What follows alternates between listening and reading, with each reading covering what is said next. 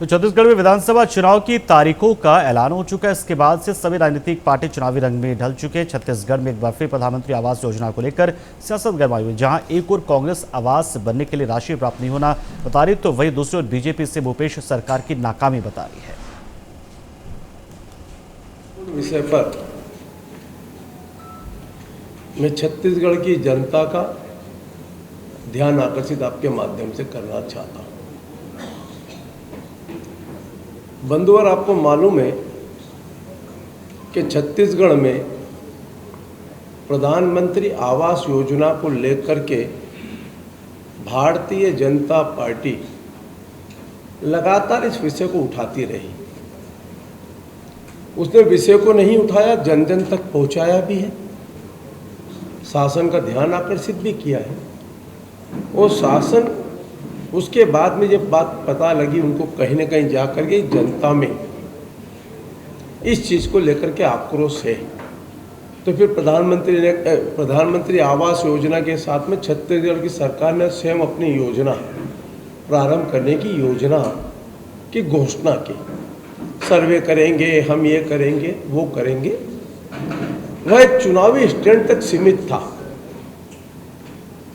अगर सरकार की नीयत सही है और सरकार की सोच सही है कि गरीब परिवार को उसका हक मिले, उसको छत मिले, तो आपके सामने मैं दो विषय महत्वपूर्ण रख रहा हूं।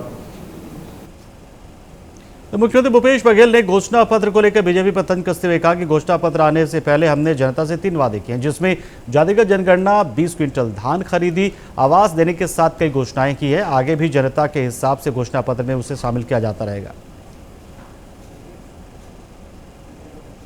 उससे बघेल ने बीजेपी पर तंज कसा है। ये तो जब हम विपक्ष में थे तो विपक्ष के लोग पहले तैयारी करते हैं, पहले हम सरकार में आएंगे तो ये करेंगे, वो करेंगे। लेकिन भारतीय जनता पार्टी में अभी एक बात भी छत्तीसगढ़ की जनता को उन्होंने नहीं कही, केवल इतना कहा उल्टा लटका देंगे। और महाघोटालेबाज के वो नामांकन में गए थे, लटकाना तो उसको था, वो कर नहीं रहे हैं और उल्टा लटका के सीधा कर देंगे बोलते हैं।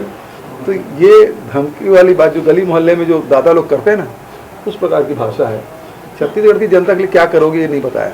मतलब आपकी नीयत ये है कि कैसे करके सरकार को बदनाम किया जाए और बदनाम करके सत्ता में आया जाए, और सारे जो संपत्ति छत्तीसगढ़ की जितने खदान हैं, फैक्ट्री है, सबको अडानी सौंपो। इनका एकमात्र एजेंडा है, इसके अलावा कोई दूसरा एजेंडा नहीं है।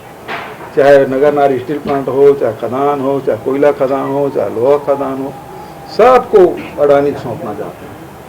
ठीक है, घोषणा पत्र में क्या नया देखने के लिए मिल सकता है? अरे बहुत कुछ होगा ना, हम तो देख रहे हैं। अब देखते रहिए। 3 घोषणाएं हमने की। पहली बात जातिगत जनगणना करेंगे, नंबर 1 जो रहोगी घोषणा की। दूसरा, विधानसभा में मैंने कहा था 20 क्विंटल धान खरीदेंगे, उसकी व्यवस्था होगी। 17.5 लाख परिवार को आवास देंगे, ये तीसरी बड़ी घोषणा होगी। पिछली बार भारतीय जनता पार्टी अभी एक तक शुरुआत तक नहीं की है। हमारी सत्ता में रहते 3 घोषणा हमने कर दी।